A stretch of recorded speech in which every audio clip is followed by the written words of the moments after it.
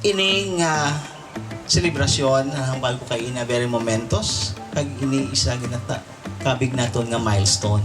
Nalipay gid ako kay ina ang pag-abot namon na nakapreparari ka mo sa pagselebrar sa 100 years.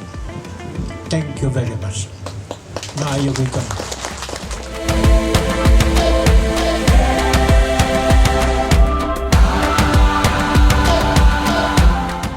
Constructed from 1922 to 1925 through a joint efforts by the Atlantic Gulf and Pacific Company, Manila Engineering, and Mr. Robinsons and Hanson. Tamagid kabudlay kung ay tirigado ay siyempre hindi tamang ka-spray kung ay titubig aton nga paray.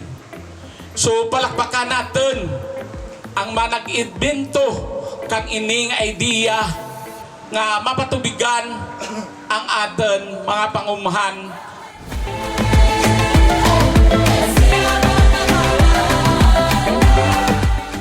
Simple lang man ang naugakam kang aton mga farmers.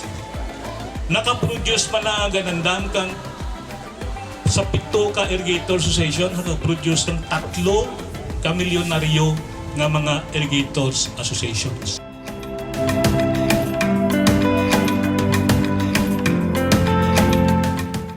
This is 100 years of providing irrigation water to our field, helping turn seeds into harvest and livelihood.